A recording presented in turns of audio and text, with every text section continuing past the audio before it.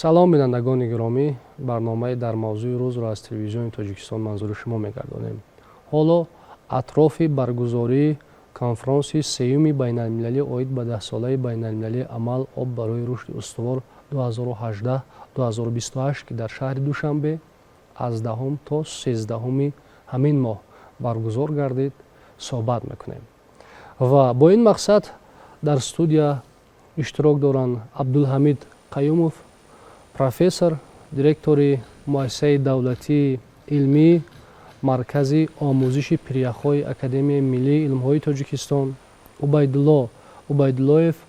ходими калони илмии ҳамин муассиса, Ориф Амирзода, директори Институти масъалаҳои об,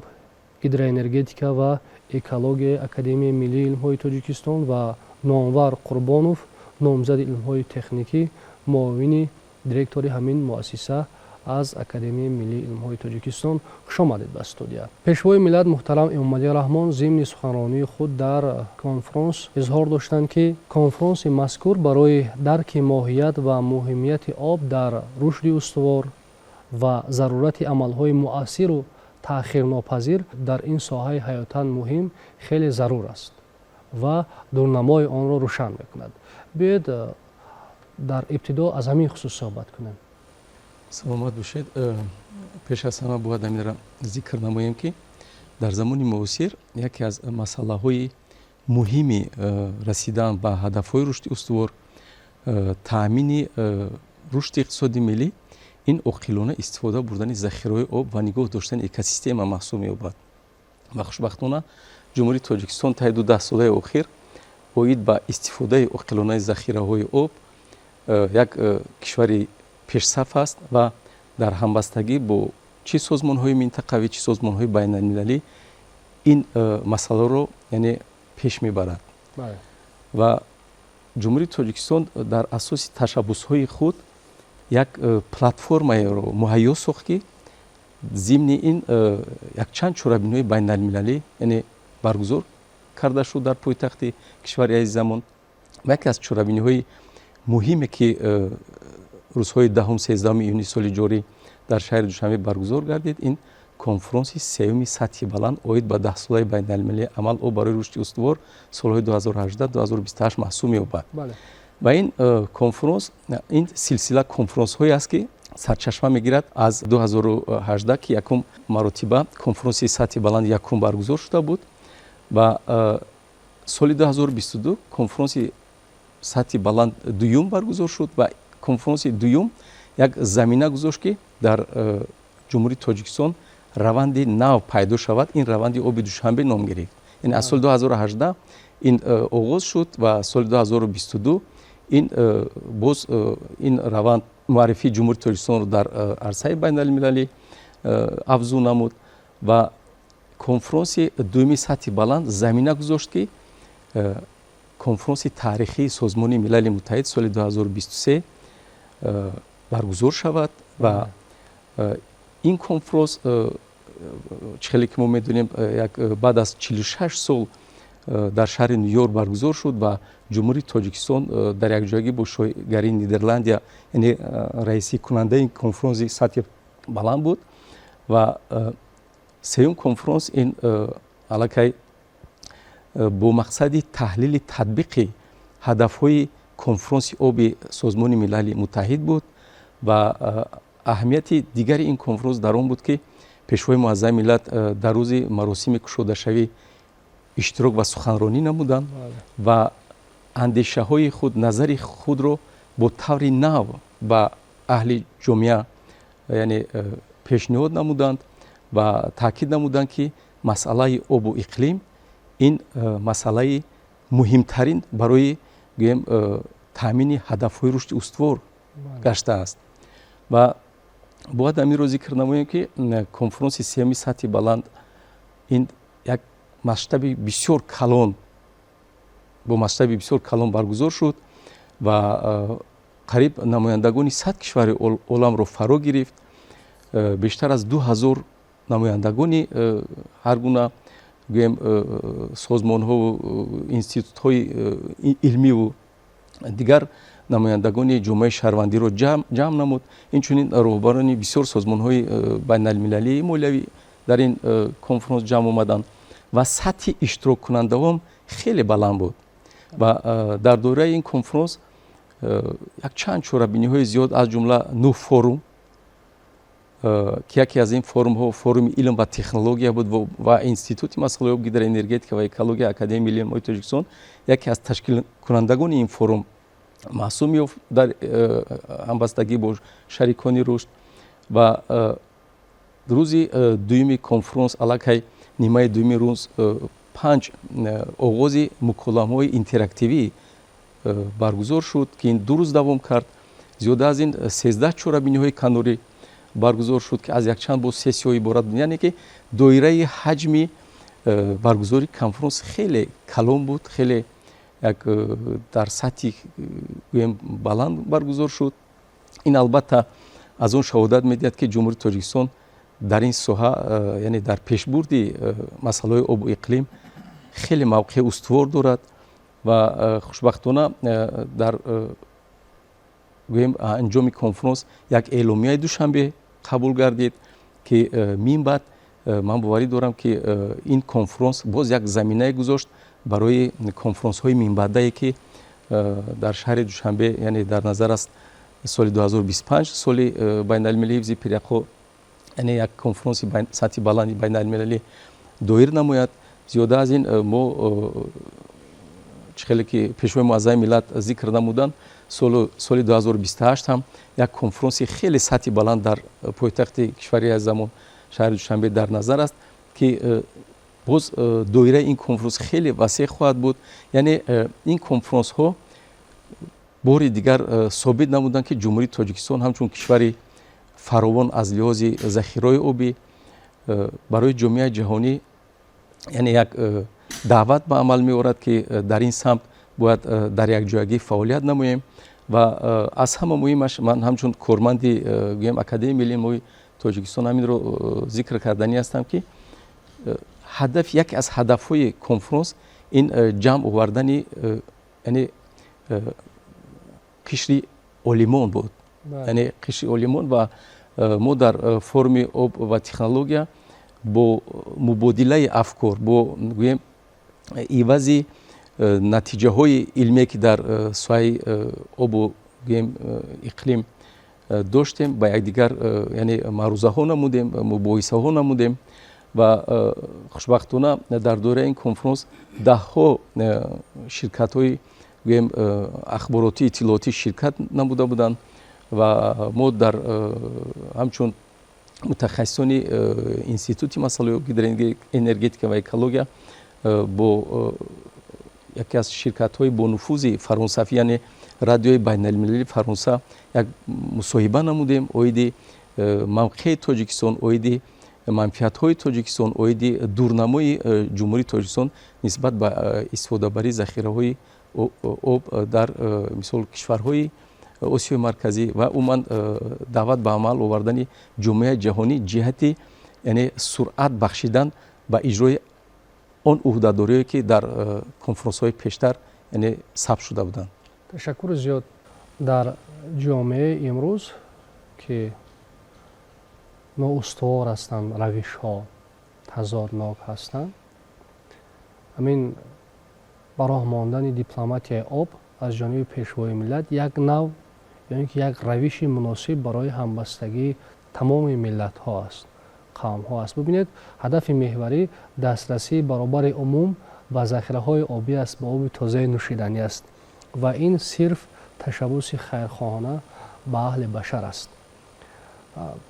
баргузории конференси сеюм, конференси сатҳи баланд дар ҳошияи раванди оби душанбе ё ки дар чорчӯбаи раванди оби душанбе ё ки таҳти ҳамин унвон барои татбиқи барномаҳое ки дар барномаи рушди устувор 10-солаи амал пешбинӣ шуданд, барои таҳқиқоти бунёдӣ, барои пешгирӣ аз суръати ё ки коҳиш додани суръати тағйирёбии иқлим ё ки мутобиқ шудан ба тағйирёбии иқлим чӣ замина фароҳам овард? 5 ташаббусе ки аз ҷониби пешвои муъаззами миллат пешниҳод гардиданд ва бо иттифоқи оро дар созмони милали муттаҳид қабул гардиданд, ҷонибдорӣ гардиданд бо овози аксарият кишварҳо. Агар аз ташаббуси якум зиёда аз 20 сол гузашта бошад ҳам, инҳо афзалияти худро, мубрамияти худро баръакс зиёд намуда истоданд. Ин аз он шаҳодат медиҳад ки ин масъала яъне ки барои оянда яке аз масъалаҳои муҳим маҳсуб меёбад ва хушбахтона Тоҷикистон тавассути анамин чорабиниҳо, тавассути анамин гӯем конференсҳои байналмилалӣ бори дигар собит намуд ки бе ҳамбастагӣ, бе гӯем ки муттаҳидӣ мо ба ҳадаф намерасем. Вобаста ба ҳамин яъне ки ин конференсҳо танҳо як ҳадафи шашум, яъне обу беҳдоштиро фаро намегирад, балки тамоми ҳадафҳое ки 17 ҳадаф барои таъмини рушди устувор аст, аллакай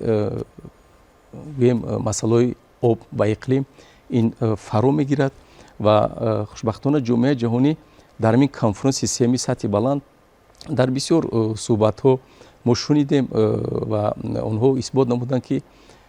дар ҳақиқат ҷумҳурии Тоҷикистон таҳти сарварии пешвои муъаззами миллат ин масъаларо хеле ҷиддӣ дар назди ҷомеаи ҷаҳонӣ, дар назди созмонҳои байналмилалӣ гузошт ва чуноне ки ҳамагон медонем дар доираи ҳамин рӯзҳои конференс аз ҷониби пешвои муъаззами миллат роҳбарони якчанд ташкилотҳои байналмилалии молиявӣ ва ҳузур пазируфтанд ва барои рушди минбаъдаи ҳадафҳои рушди устувор чӣ дар сатҳи миллӣ, чӣ дар сатҳи минтақа ва чӣ дар сатҳи байналмилалӣ яъне гуфтушунидҳо баргузор шуданд ва якчанд созишномаҳо ҳам яъне ба мувофиқа расиданд ки ин ман фикр мекунам барои рушди миллии ҷумҳурии Тоҷикистони мо ҳам як такони ҷиддӣ бахшед. Ташаккури зиёд. Масъалаи меҳварӣ масъалаи об аст. Агар ба ҳар тарафе таваҷҷӯҳ кунем, суроғ равем, масалан агар ба масъалаи пиряхом таваҷҷӯҳ кунем, ҳамин об аст. Яъне нигоҳ доштани манбаъҳои обӣ аст дар маҷмӯъ, тоза нигоҳ доштани онҳо, аз таъсири бисёр босуръати тағйирёбии иқлим ҳифз кардани онҳо аст. Ва аз номи ҳамин 10 сола бармеояд. 10 солаи байналмилалии амал об барои рушди устувор. Тоҷикистон аз ҷиҳати захираҳои обӣ хеле бой аст ва пешвои миллат изҳор доштанд ки то соли 2037 пурра дар назар аст ки Тоҷикистон ба кишвари сабз табдил дода шавад, яъне гузарад. Албатта бо он имкониятҳои сарватҳои табиие ки дорем мо. Хуб нақши обро дар татбиқи ҳамин ҳадафҳо, расидан ба кишвари сабз, барои бунёди нерӯгоҳҳо, барои татбиқнамоии ҳадафи чоруми миллии саноатикунонии босуръати мамлакат чӣ гуна арзёбӣ мекунед? Бо ташаббуси Созмони Милали Муттаҳид ҳанӯз соли 2015 барои 15 соли оянда 17 ҳадаф муайян карда шуд ки ин ҳадафҳо аз 3 компонентаи асосӣ иқтисодиёт, иҷтимоиёт ва экологияро дар бар мегиранд ва муҳимтарини ин ҳадафҳо марбут ба мушкилоти экологӣ ҳастанд ки дар ин ҷо ҳадафи шашум махсусан ин ҳадафи об ва беҳдошт аст ки дар меҳвари асосии ҳамин ҳадаф маҳз 10 солаи байналмилалии амал об барои рушди устувор, яъне солҳои 2018-2028 меистад. Яъне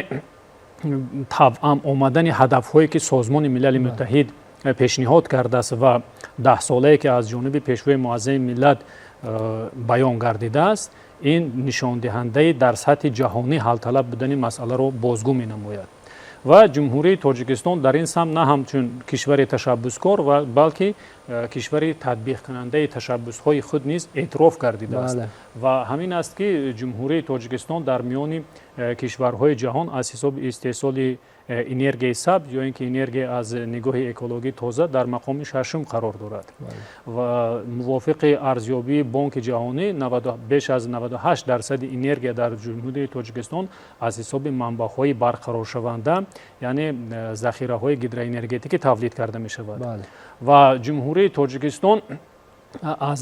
нигоҳи арзёбӣ ба раванди тағйирёбии иқлим агар ҳамчун кишвари осебпазир арзёбӣ карда шавад, аз нигоҳи тавъам омадани партови газҳои гулхонаӣ низ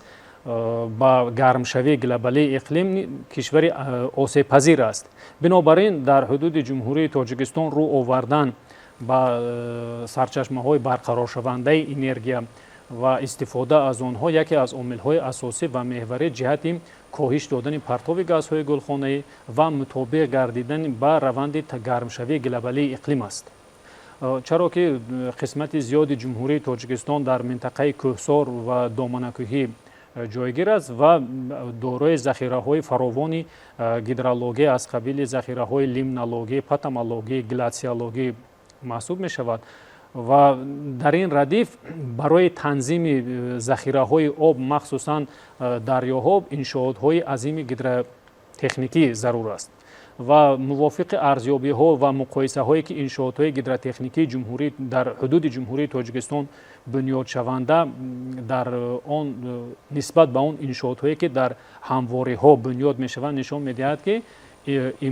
самаранокии иқтисодӣ экологии иншоотҳои дар ҳудуди мо бунёдшаванда нисбат ба меъёри миёна барои чунин иншоотҳо бағоят баланд аст ва инро мо дар мисоли муқоисаи нерӯгоҳи барқии обанбори Норак ба дигар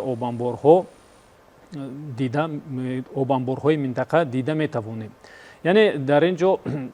масъалаи асосӣ ки таъсироти дар баробари таъсироти бевоситаи иқлим ин чангу ғуборе ки аз дигар минтақаҳо ба ҳудуди ҷумҳурии Тоҷикистон ворид мешавад. ин эрозия шудани сатҳи болоии хок аст ки ин ҳам зери таъсири омилҳои иқлимӣ ба амал меояд. масалан мувофиқи арзёбии хадамоти обу ҳавошиносии ҷумҳурии Қазоқистон ҳамасола аз ҳудуди хушкидаи баҳри Арал то 15 миллион тонна чангу ғубор партофта мешавад ки онҳо вобаста ба андозаи аэрозолҳо дар се марҳила ба фазо партофта мешаванд ки дар марҳилаи аввал то ҳудуди 100 километр паҳн мешаванд, дар марҳилаи баъдӣ то ҳудудҳои 500-700 километр ва дар марҳилаҳои сеюм то ҳудудҳои 900-1000 километр ки ин бевосита ҳудуди ҷумҳурии Тоҷикистон аст. ва ҳамчунин ҷумҳурии Тоҷикистон дар маркази биёбонҳои азими минтақавӣ қарор дорад ки аз қисмати ҷанубу ғарб биёбонҳои Қаралқум, Қизилқум, дашти Кабир ва аз қисмати шарқ бошад биёбонҳои Такламакан, Гоба ва амсоли инҳо. масалан мувофиқи маълумоти барномаи Созмони Милали Муттаҳид оид ба ҳифзи муҳити зист дар соли 2019 як тӯфони чангед фаро гирифт ки он миқёси азими сайёраро ба худ гирифт ва 55% ҳамин аэрозолҳои чунин тӯфон аз ҳудуди биёбони калонтарини ҷаҳон Саҳрои Кабир партофта шуданд ки он бевосита таъсироти худро ба қисматҳои ҷанубии Осияи марказӣ ки ҷумҳурии Тоҷикистон дар ин минтақа ҷойгир аст расонид. бинобар ин яке аз масъалаҳои меҳварӣ дар ин замина ин бунёди ҷангалзорҳо ҳаст ки масалан тибқи мушоҳидаҳои ботаникӣ дарахтони паҳнбарг нисбат ба дарахтони сӯзанбарг фурӯбарии камтарини гази карбонро доранд. мувофиқи ҳисобот агар як гектари дарахтони паҳнбарг 3-4 дар як сол 3-4 миллион тонна гази карбонро фурӯ баранд, дарахтони сӯзанбарг аз ин бештарро фурӯ мебаранд, вале азбаски онҳо қомати пасттар доранд, ин нишондиҳанда нисбат ба онҳо камтар аст. бинобар ин яке аз омилҳои асосӣ ҷиҳати паст кардан ва коҳиш додани партовии газҳои гулхонаӣ ин маҳз бунёди ҷангалзорҳо ҳаст ки пешвои муаззами миллат ҳам бо назар карда шуди ин нукта дар паёми солонаи худ ки 28 декабри соли 2023 ироа гардид иброз намуданд ки як барномаи таҳия кардан зарур аст ки он ҷумҳурии Тоҷикистонро ба як кишвари экологӣ табдил диҳад ва дар ин ҳадаф аллакай қадамҳои устувор гузошта шуданд ва ин дар баробари он ташаббусҳо метавонад ки дар мубориза алайҳи гармшавии глобалии иқлим ва беҳгардондани вазъи экологии минтақа мусоидат намояд. ташаккури зиёд. ба кишвари сабз табдил ёфтан танҳо дар самти бунёди нерӯгоҳҳои барқӣ нест, ҳамин бунёди ҷангалзорҳо ҳам яке аз ҳадафҳои ба кишвари сабз табдил додан аст. изҳор доштед ки Тоҷикистон аз ҷониби ҷомеаи ҷаҳон на фақат ҳамчун кишвари ташаббускор, балки ҳамчун кишвари татбиқкунандаи ҳадафҳо дар масъалаи 10-солаи байналмилалии амал об барои рушди устувор умуман дар самти тағйироби обу иқлим шинохта шудааст. ва пешвои миллат муҳтарами Умави Раҳмон зимни ифтитоҳи конфронс изҳор доштанд ки тоҷикистон аввалин давлате аст, аввалин субъекте аст дар ҷомеаи ҷаҳон ки барои таҳкими молиявии фонди байналмилалии мақсаднок оид ба ҳифзи прияхҳо саҳми худро гузоштааст ва дар ҳамин конфронс даъват карданд ки аз дигар кишварҳо, аз дигар созмонҳо ки саҳми вобаста бо дар назар дошти имкониятҳои молиявии худ саҳми худро гузоранд дар ҳамин фонди байналмилалӣ. Ва аз ҷумлаи форумҳое ки дар ҳамин конференсия баргузор гардид, дар ҳошияи баргузории конференсия ин форуми ҳифзи прияхҳо буд ё ин ки форуми прияхҳо буд. Хуб ин чӣ аҳамият дорад дар нигоҳдории захираҳои бузурги обӣ ки ин прияхҳо маҳсуб мешаванд? агар таърихи инкишофи омӯзиши прияхҳо ва захираҳои обиро як таҳлил карда бироем, аввалан доим ҳамаи масъалагузорӣ марбут ба об буд. барои ки омӯзиш ва нигоҳ кардан ва мониторинги об нисбатан осонтар буд. Бале. лекин ҳангоме ки аз нуқтаи назари илми захираҳои обиро ва ҳангоме ки таҳлил мекунанд, ҳатто философҳои давраи антиқӣ гуфтанд ки ба як об ду бор даромада намешавад, ки захира кардани об ғайриимкон аст. Фақат дар обамоворҳои бузург морӯза ва захираҳои обии ин минтақа ё он минтақа танҳо прияхҳо шуда метавонанд. барои ин агар мо захираҳои обии тамоми дарёву кӯлҳову ҳамаеро агар дар як ҷоя ҷамъ кунем, обҳои ошомиданиро дар назар дорам, уқёнусро не, ҳамагӣ 1 миллион километри квадратиро ташкил мекунад. аммо прияхҳо 24 миллион ҳастанд, яъне 24 маротиба зиёд ҳастанд, лекин омӯзиши онҳо камадар кам аст. барои ин ҳам ташаббуси ҷаноби олӣ дар ҳошияи конференсияи сеюми сатҳи баланд оид ба пешниҳод кардани дар оянда соли 25 соли ҳифзи прияхҳо аст, лекин он дар ояндаро ҳам заминагузорӣ карданд, яъне ки соли байналмилалии қутбӣ ва илми прияхшиносӣ. барои чи илми прияхшиносӣ? барои он ки тадқиқотҳои илмӣ тамоми дар он форуме ки дар ҳошияи ин конференс шуд, намояндаҳои созмони милали муттаҳид буданд, юнеско буданд ва созмони байналмилалии обу ҳавошиносӣ. дар баромадҳои худ онҳо бо як овоз гуфтанд ки тадқиқотҳои илмӣ нисбат ба прияхҳо кам андар кам аст ва ин сабаб дорад мутахассисон нестанд ва аз ҳамин ки омӯзиши прияхҳо хеле ҳам заҳматталаб, маблағталаб ва мушкил аст ва на ҳар як давлат ба ин сару кор мегирад. ҳангоме ки ҷаноби олӣ оид ба ҳифзи прияхҳо ташаббуси худро эълон намуд, масалан ман дар конференси конгресси байналмилалӣ дар Женева будам,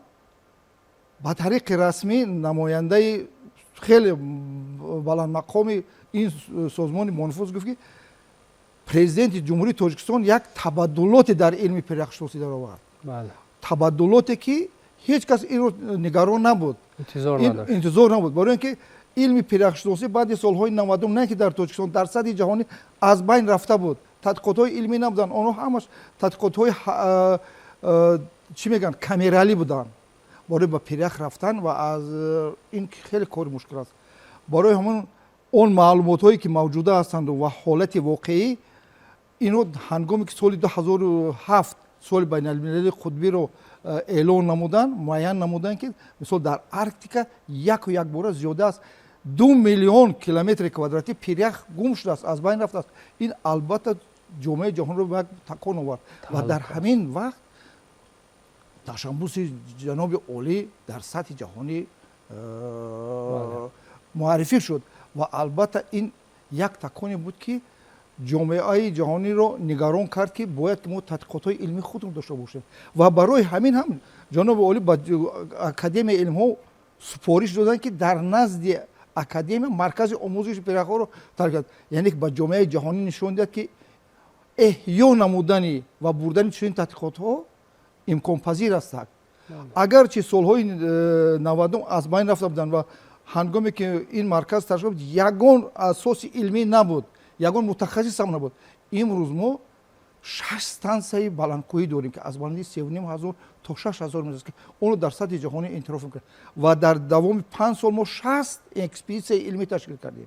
ки ҷомеаи ҷаҳонро онро ҳама эътироф мекунад ва маълумотҳои мо ба системаи ягонаи мониторинги прияхҳо мо шомил шудем, яъне ки он ташаббусҳои ҷаноби олӣ асоси илмӣ доранд و در حاشیه این کنفرانس این همایشی که اوید به پیرخو بود نماینده سازمان بین المللی آب و هواشناسی خیلی پافشاری کرد که تحقیقات علمی اون خودش هم از یک بخشی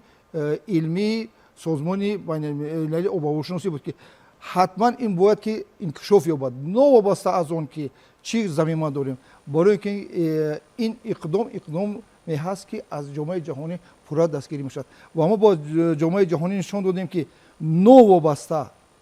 از حالت اولیه یا صفری اگر اقدام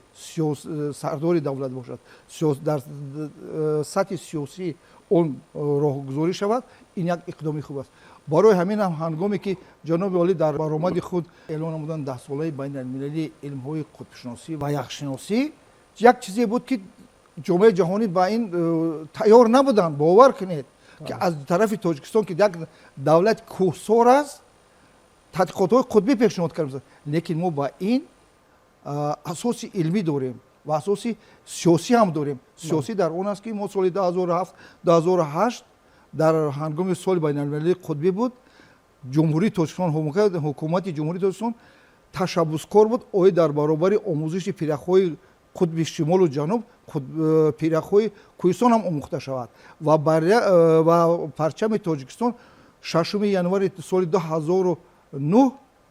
در انتارکتیدا گذاشته شد یعنی که ما در اوید به هستی سیاست امروزه تاجیکستان اوید به قطب شناسی هستیم در بین 47 دولت جهان تاجیکستان یکی از دولت‌های پیشقدم است اوید به آموزش پیرخو و جهت علمیش در اون است که ما در مثال همین مرکز کلا نشون دادیم که این خیلی هم کاری اجرا شونده است مثلا اگرچه در دوره شوروی که سالی از یگانه ایستگاه پایگاه یگانه بود که در سطح جهانی اون رو اعتراف میکردن این ایستگاه گاربونوف در پیرخ فیچنکو بود از سال 94 تا این زمان کار نمیکند تماما از یک فقط این همچون یک ابیکت تاریخی مونده است لیکن امروز سیاست امروزه حکومت جمهوری اسلامی تشبس‌های جنوب عالی وادار نمودن که ما 6 استانسیا داریم که در سطح جهانی این یکی از دولت‌های اولی نمیباشد که استانسیا‌های در بلندی 3 تا 5000 متر در دوام سال کار میکنن و معلومات‌های دقیق گرفته میشد اوید با آبشوی اوید با بوریشود اوید با موازنت پیرخو و بسیار دولت‌ها هنگامی که درباره پیرخو گپ میزنن اونها قریب که همون متدولوژی که اصول‌های دوره سال‌های 30 رو استفاده می‌کنن لیکن مرکز که در اکادمی با تشبس جنوب عالی تشخیص با تمام تکنولوژی معاصر کار میکنند برای اون متدولوژی مثال با طریق ایزوتوپی کدام پیرخ در کدام حالت است می‌آموزیم با طریق هواپیماهای بی‌سرنشین می‌آموزیم با طریق ماهوارگی و اکسپدیسیونی من این سال در همین سال که مثال سال 25 سال بین المللی حفظ پیرخ است ما 20 اکسپدیسیون رو هنگامی که با شریکان استوار ما گفت و شنید میکنیم و آنها میگن که شما چگونه 20 اکسپدیسیون رو میتونید که تشکیل کنید این بزرگی سیاست امروزه حکومت جمهوری اسلامی و پیرخویی که در ما هستن امکانات میدهد که ما همه پتانسیل علمی خود رو استفاده بریم و یک چیز باید قید کنم که عموما دوره آموزش پیرخو یک دوره محدودی دارد از آخر ایول تا اولهای سپتامبر باید که ما در همین دوره یک محدود در یک وقت محدود باید 20 اکسپدیسیون تشکیل برای یک بار با اکسپدیسیون برآمده از پامیر شرقی که در مسافه 1200 کیلومتر است و تا پیرخ از زلمر تا زرافشان ما همه اینها رو تا ماه نوامبر تحقیق کرده می‌بریم و با حکومت جمهوری اسلامی با جامعه جهانی پیشنهاد میکنیم که تشبس‌های جنوب عالی اساس علمی دارند و آنها در تمام جهان اعتراف میشوند. تشکر زیاد. پیرخ آب میشوند نه فقط تهدیدی از دست دادن ذخیره‌های بزرگ رو پیش روی انسان به میان میگذارند همزمان تغییرابی اقلیم را نیز وسعت میبخشند تاثیر منفی میرسانند یعنی آبشوی پیرخ و چون این حالت انسانیت را با وضعیت‌های حساس گرفتار میکند вақте ки ба вазъияти асос гирифтор шудем аз нуқтаи назари психология равонӣ, тадбирандешӣ, чораҷӯӣ, таҳаммул аз ихтиёр берун мешавад ва ҳамин ташаббусҳои пешвои миллат муҳтарам Эмомалӣ ҷомеаи ҷаҳонро бар он ҳушдор медиҳанд ки илоҷи воқеаро пеш аз вуқӯъ чораандешӣ кунем, гирем ва як нав равише ҳастанд, як нав дипломатие ҳастанд ки ҳамин равандҳое ки дар дурнамо итминони бисёр баланд ҳаст ки бисёр босуръат сурат гиранд, тезу тунд шаванд, ҳаминҳоро нарм мекунад. Нарм хусусияти нармкунандагӣ дорад ва бисёр фарҳанги баланди мадоро аст. биёед дар бораи ҳамин хусус суҳбат кунем, чун шумо аз дастовардҳои илмии худ дар самти ҳифзи прияхҳо суҳбат кардед ва дар ин ҷо бисёр ба маврид аст ки аз таъкидҳои пешвои миллат зимни мулоқот бо аҳли илм ва маориф кишвар ёдовар шавем ва итминон аст ки пас аз ин мулоқот шумо низ чун муассисаи татбиқкунандаи ҳамин ҳадафҳо, ҳамин дастурҳо аз мулоқоти пешвои миллат бо аҳли илм ва маорифи кишвар дар пайи тайёр кардани мутахассисон, пайванди илм ба истеҳсолот дучанд заҳмат мекашед. Хуб, меравем сари масъалаҳои таҳдиди нав эҷод кардани обшавии прияхҳо ба ҳаёти инсоният. Маромад. инсоният таи чанд даҳсолаи охир дар раванди тағйирёбии иқлим ва гармшавии глобалӣ қарор дорад ва прияхҳоро ҳамчун индикатори табиат низ гуфтан мумкин аст ва инсоният наметавонад ки дар баландии кӯҳҳо зиёда аз 4-5 ҳазор метр обанборҳои бузург сохта тавонад, вале табиат худ ба ин кор қодир аст ва прияхҳо дар баробари гармшавии глобалӣ аз як тараф об мешаванд, аз тарафи дигар дар минтақаҳои ғизогирӣ прияхҳои нав пайдо мешаванд ва таи чанд соле ки маркази омӯзиши прияхҳои Академияи Миллии Илмҳои Тоҷикистон аз прияхҳои кишварамон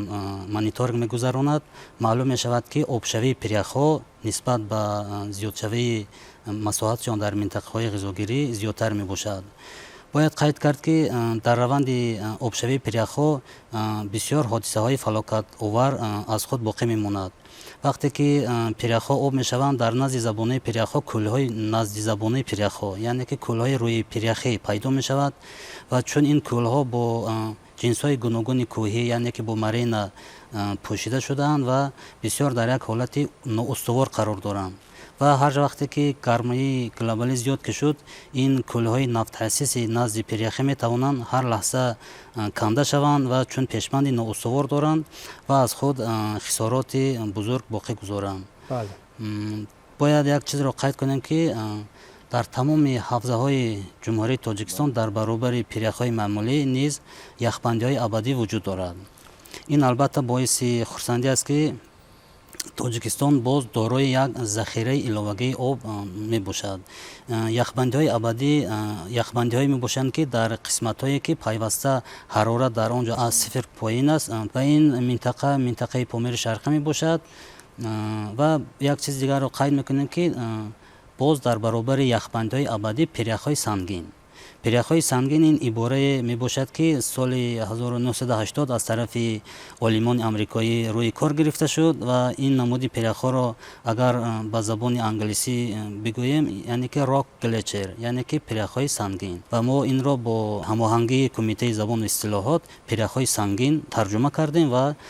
мин баъд дар илм чунин ибораро истифода мебарем. Прияхҳои сангин низ дорои захираи обӣ буда дар забонаи прияхҳо поинтар аз хати барф. хати барф минтақаи ғизогирии прияхро аз минтақаи обшавиаш ҷудо мекунад ва ин хати барфро дар охири моҳи август аввали сентябр муайян карда мешавад ва прияхҳои сангин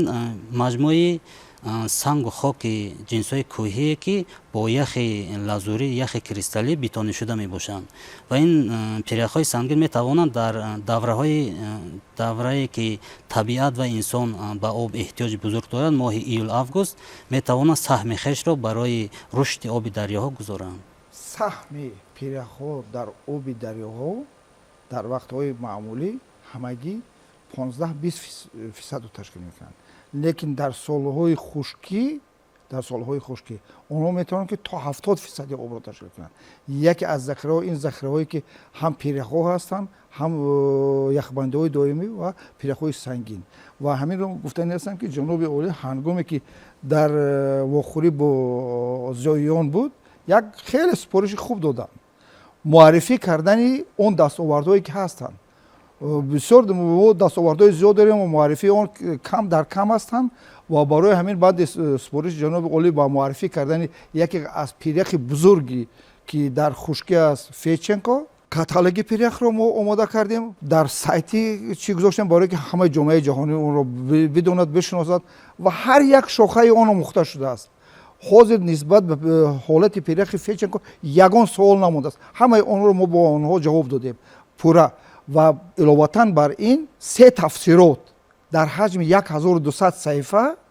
اوید به حالت رادیاسیونی، حالت حرارت هوا، شمال و همین رو از بلندی 20 سانتی متر تا 2 متر اینا رو تفسیر آوردیم. یعنی که حاضر معلومات درباره این پیرخ سپارش جناب عالی اجرا شد، اون رو ما معرفی کردیم و علاوه 24 جلد کتاب رو ما حاضر در سایت دیروز گذاشتیم اود با معرفی کردن اون حالت‌های پیرخ‌های جمهوری تاجیکستان هستند که یعنی که تا امروز ما با جمع آوری معلومات سر و کار داشتیم. ما اگر حاضر اونها را پایدر هم تا پیش از اکسپیدیشن اونها را در سایت خود و شخصانی که مثال دانشجویان، اسپیرانت ها که معلومات ها را نمیدونن از کجا دسترس کنند، در سایت مرکز آموزش پیرخ‌ها تمام معلومات ها رایگان، دقیق و رد نشونده هستند. برای اون معلومات هایی که ما داریم هم از نقطه نظر علمی ما خودمون یکمین مرتبه اون رو آموزش میگذاریم و وریفیکاسیون میگیم، با وریفیکاسیون میگیم بغیر از این شریکان رشد استواری ما اونها رو باز یک بار دیگه تحلیل میکنن. سیستم مانیتورینگ جهانی اونها رو زیر نظارت دارن، یعنی که اون دلیل هایی که ما داریم او دلیل های عمیق هستند و تا آخر سال اوید با پیرخ‌ها ما معلومات ها رو در سایت خود میگذاریم و همه اون برای اون که معلومات علمی که اون با جامعه دسترس نباشد اون به هیچ کس لازم نیست. حفظ پیرخ‌ها این کلا از دیگر ساختارها وابستگی دارد. مثلا جناب عالی پیشنهاد کردن که 2 میلیارد درخت شنونیم، این یکی از واسطه‌های خوبی حفظ پیرخ‌ها است. 2 میلیارد این در چنین تشبس‌ها فقط جمهوری تاجیکستان پیشرفت است و ایتالیا. این دو دولتی که در کنونس اوید با تغییرآوری اقلیم به همین درصد امروز با تشبس جناب عالی و با شرافت سیاست امروزه جمهوری تاجیکستان ما یک مرکز سطحی جهانی را تشکیل. من یک به مبالغه گفتم میتونم که دولت‌های ابرقدرت اروپا نسبت به مرکز ما یک حسود هم میبرند، برای که توجه زیاد دارند، حسود هم میبرند که مثال مرکز آموزش پیرخ‌ها حاضر سیستم هم ایزوتوپی و ماگاته این پیشنهاد از طرف ماگاته شد که از سبب که شما این کار خوب براه موندید ما سیستم رادیو ایزوتوپی تریتی رو تا آخر سال میمونیم که این امکانیت میتید مثال پیرخ از بین میرود، تنزل دارد. آیا این پیرخ یک دوره موجودی خود رو با آخر رسونده است که تاثیر آنتروپولوژی است؟ این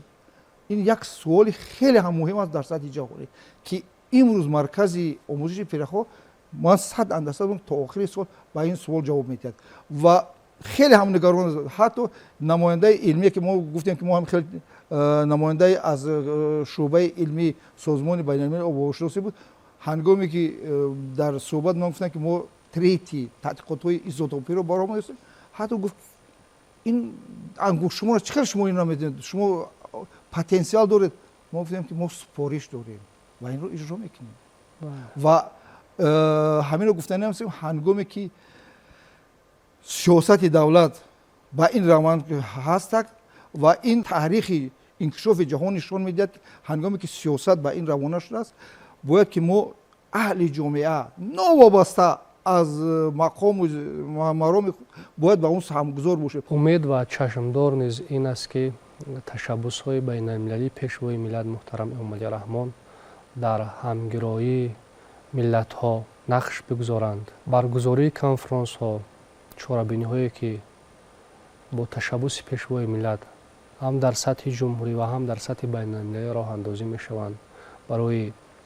پیشگیری از سرعت بسیار بلند آبشوی پیرخ‌ها، تغییرآبی اقلیم، برای مطابق شوی با تغییرآبی اقلیم سهم ارزشمند می‌گذارند و برای رشد استوار اقتصاد ملی барои татбиқнамоии ҳадафи чоруми миллии саноатикунонӣ бо суръати мамлакат бисёр як нақши таҳрикдиҳанда мегузоранд. ва он ҳадафҳое ки таҳти унвони ҳадафҳои рушди устувор арзёбӣ мешаванд, ин ҳадафҳо ҷомеаи Тоҷикистонро ва дар маҷмӯъ ҷомеаи башарро ба як шоҳроҳе раҳнамоӣ мекунанд, ки зиндагии сабз аст, ҳаёти хуррам аст, ҳаёти осуда аст ва хотири ҷамъ аст. Ташаккури зиёд барои суҳбат ва таҳлилҳои амиқи илмӣ, пешниҳоди ки муаррифии дастовардҳои илми тоҷик дар самти омӯзиши прияхҳо, умуман муҳити экологӣ, муҳити зист ва барои ибрози андешаҳо, ки дар ин ҷо дар ростои баргузории конфронси сеюми байналмилалӣ оид ба 10-солаи байналмилалии амал барои рушди устувор 2018-2028 изҳор доштед, баён намудед. бинандагони гиромӣ, ёдовар мешавем, ки дар суҳбати мо иштирок доштанд Абдулҳамид Қаюмов, профессор, директори муассисаи давлатии илмии маркази омӯзиши прияхҳои Академияи миллии илмҳои Тоҷикистон, Убайдулло Убайдуллоев, ходими калони илмии ҳамин муассиса, Ориф Амирзода, директори Институти масъалаҳои об, гидроэнергетика ва экологияи Академияи миллии илмҳои Тоҷикистон ва Номвар Қурбонов, номзади илмҳои техникӣ, муовини директори ҳамин муассиса. дар ин ҷо суҳбати мо ба поён мерасад. барномаҳои дигари телевизиони Тоҷикистон идома доранд.